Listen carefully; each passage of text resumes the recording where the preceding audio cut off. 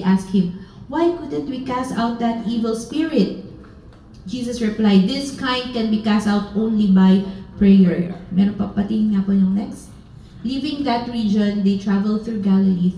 Jesus didn't want anyone to know he was there. Okay, so yan po yung through prayer and fellowship. So sabi po dyan, nothing is impossible to those who believe. So kung tayo po ay may pananampalataya, walang imposible sa ating Diyos. Hindi po dyan sinabi na walang pananampalataya yung tatay. Meron po siyang faith pero weak. Mahina. So kahit po pala yung ating mga doubts, yung ating mahinang pananampalataya, ang Diyos din po ang tutulong para ito ay mawala. At prayer na po, no, tinatamad na. Nakakatulog na. Amen, kinabukasan. Marami po yatang guilty. So yun po yung ginagawa ng prayer. Our faith grows as we pour out our hearts to God and see Him answer. And in fellowship, our faith is strengthened by encouragement, testimonies, and shared burdens. Dati po nahihiya ka pa. Di ba po pag mabigat po ang laman ng iyong loob, kailangan mo siyang sabihin kung hindi sasabog. Parang yung pressure cooker. Di ba? Try mong buksan, masasabugan ka. Kaya yung sharing of burden, yan po yung nagagawa natin dito sa ating fellowship. Dati nahihiya ka po pero ngayon, willing ka nang i-share na, pwede po bang ipag-pray niyo po ako kasi po ganito. Di ba po? Nakakagaan po ba yun ang loob pag sinasabi niyo o sinishare niyo sa kapatiran? Basta hindi chismosa yung pag-share niyo. Yung totoong may care. At totoong mananalangin para sa'yo. Kasi pag sa chismosa mo lalong bibigat.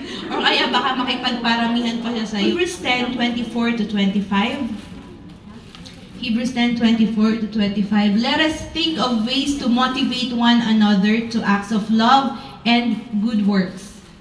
And let us not neglect our meeting together. Yung ating pong meeting together ay ganito, yung ating fellowship. Kayo din po, may fellowship din po kayo after service, di ba? Mga cell groups.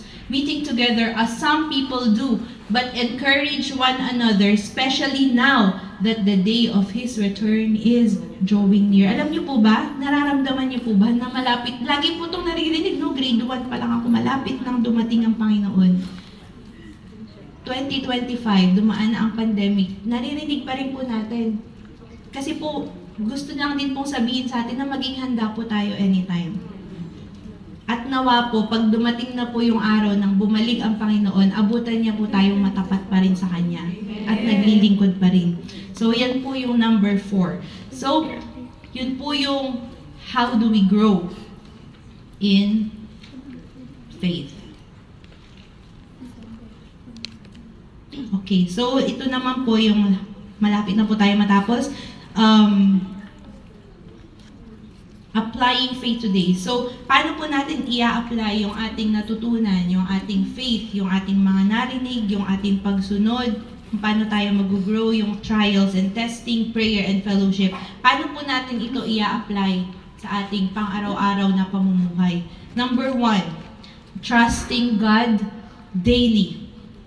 Kaya po yung summary ng ating first 4. Paano natin i-apply yung ating faith? Number 1, trusting God daily. Psalm 37:25. Sabi po ni King David sa Psalm 37:25, "Once I was young, and now I am old.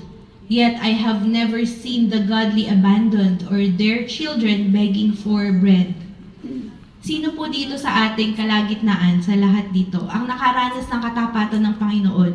Amen. Umabot hanggang 2025, no? Amen. Dahil po ang Diyos ay matapat. Hindi niya po tayo pinabayaan. May kinakain pa rin po tayo sa bawat hapagkainan.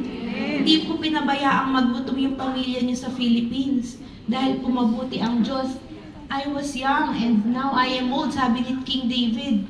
Wala siyang nakitang anak ng Diyos na namalimos at nanghingi ng tinapay. Ganun po kabuti ang Panginoon at ganun siya katapat. Kaya lagi po tayo magtiwala sa kanyang character. Kasi character niya po yun na He is good all the time. And all the time, He is good. Pumalakpak po ang naranasan ng katapatan ng Panginoon sa mga buhay. Praise God. Psalm 56:3, sabi po dito, when I am afraid, I put my trust in you. But when I am afraid, I will put my trust in you. Marami pong nakakatakot na balita, no? Marami pong nakakatakot na pangyayari sa kahit saan. Kahit sa Singapore, kahit nasaan ka. Pero pag dumating daw po ang takot, magtiwala daw po tayo sa Panginoon. Trust in the Lord with all your heart. Wag po tayong pailalim sa worries and anxieties. Dahil ang mga ibon nga daw po, wag po kayong tumingala, walang ibon. Mga ibon nga daw po, hindi pinapabayaan ng Panginoon. Hindi naman sila nagtatanim, hindi rin sila nag-aani. Mas importante daw po tayo sa Panginoon. Kaya hindi rin niya po tayo pababayaan. Tingnan po natin ang Mateo 6:25-27 sa Tagalog po. Para sa mga nag-aalala at maraming worries. Sabi po ng Mateo 6:25, kaya sinasabi ko sa inyo, huwag kayong mag-alala tungkol sa inyong buhay, kung ano ang inyong kakainin, iinumin o susuotin. Dahil kung binigyan kayo ng Diyos ng buhay, siguradong bibigyan niya kayo ng pagkain at isusuot. Tingnan ninyo ang mga ibon. Kanina tumingala sila sa labas. Tingnan ninyo ang mga ibon sa himpapawid. Hindi sila nagtatanim o nag-aani o nag-iipon ng pagkain sa bodega. Ngunit pinapakain sila ng inyong amang nasa langit. Hindi ba't mas mahalaga kayo kaysa sa mga ibon? Next verse. Sino sa inyo ang makakapagpahaba ng kanyang buhay ng kahit isang saglit sa pamamagitan ng pag-aalala? Nakakahaba ba ng buhay ang pag-aalala? Sabi ng Bible, sino sa inyo magtaas ng kamay ang maghahabang buhay pag nag-alala? Wala po, kaya kung gusto po natin humaba ang ating buhay, bukod sa pagkain ng pansit, wag po kayong mag-alala. Sabi kasi nila yung pansit pampangaba. So, tayo po kasi ay warrior. Hindi po tayo warrior. Tayo po ay mandirigma. Huwag po natin ituan. So, kumapit po tayo sa ating pananampalataya. Number 2, having faith in God's promises. Isaiah 41:10. Ano po ang sabi ng Isaiah 41:10? So, do not fear, for I am with you. Do not be dismayed. Don't be afraid, for I am with you. Don't be discouraged, for I am your God. I will strengthen you and help you. I will hold you up with my victorious right hand. And next verse, Romans 8:28. Romans 8:28. Under ng having faith in God's promises. And we know that God causes everything to work together for the good of those who love God and are called according to His purpose for them. Naniniwala po kayo na walang aksidenteng nangyayari? Lahat po ng nangyayari sa ating buhay, kung saan ka napupunta, kung sino ang nakikilala mo, lahat po yan ay may purpose at itinakda na ng Panginoon. So, everything happens for a reason. At kung ano man po yung ating mga pinagdadaanan, meron po yang dahilan. Baka meron kang dapat matutunan. Yun po. So, yan po yung having faith in God's promises. Ang Diyos po pag nangako, tumutupad. Hindi po siya katulad ng tao na pag nangako ay napapako. Okay, so yan po number 2. Number 3, having faith that leads to action. Parang katulad po nung sinabi natin kanina, ang faith, di ba po, nag-lead sa obedience. So, ang obedience ay action. So, having faith that leads to action. Mark 11:24, I tell you, you can pray for anything, and if you believe that you received it, it will be yours. Meron pong isang story sa Bible, yung babaeng inaagasan ng dugo sa loob ng 12 taon. Ano po ginawa niya? Nakipagsiksikan sa kanyang pananampalataya. Alam niyo po ang desperation, pag ang tao desperado na, hirap na, gusto na ng solusyon at kasagutan sa panalangin. Gagawin niya po ang lahat. Makuha lang. So narinig niya na ang Panginoong Jesus ay gumagawa ng maraming himala. Ano ginawa niya? Wala siyang pakialam sa dami ng tao. Nakipagsiksikan at halos gumapang na. Maabot lang ang laylayan ng damit ng Panginoong Jesus. So hindi po yung laylayan ang nagpagaling. kundi ang kapangyarihan na nagmumula sa ating Panginoong Jesus. Sige po, basahin po natin ang Marcos 5:25-24.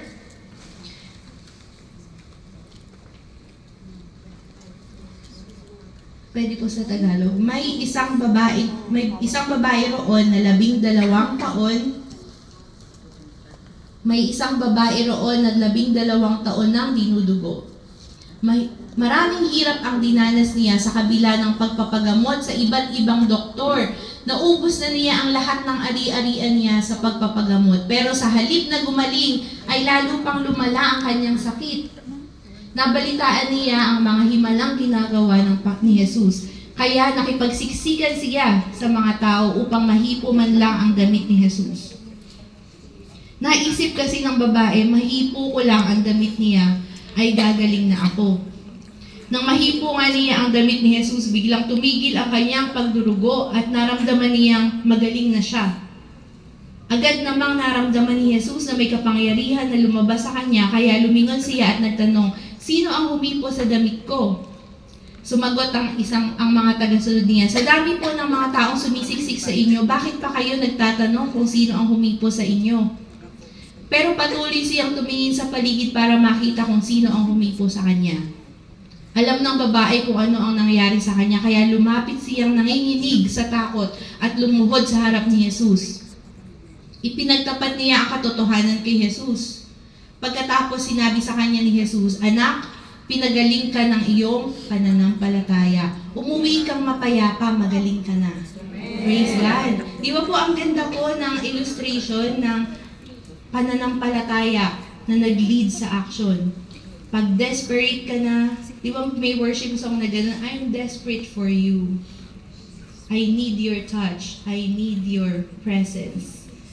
Pag desperado po talaga, gagawin mo na ang lahat eh. Kumbaga, huling bala ko na to, Panginoon. Parang ganun po, no? Ikaw na lang po ang pag-asa ko. Pag yun ang sinabi mo, ikaw na lang po pag-asa ko, Panginoon. Tulungan mo po ako. Ang himala po, ang Diyos po kumilos. Sinabi niya, pinagaling ka na ng iyong panampalataya. Umuwi ka ng mapayapa. Kaya po lahat po ng may pananampalataya dito, umuwi po tayo ng payapa mamaya. Huwag po natin may pananampalataya ka na, nag-struggle ka pa rin, no? Ipanampalatayanan po natin at panaligan po natin ang salita ng Panginoon at kanyang mga pangako. Mamaya po, umuwi po tayo ng mapayapa, na pinangahawakan po natin yung pangako ng Panginoon, na hindi po tayo bibitaw, na siya po ay sasagot sa ating mga panalangin.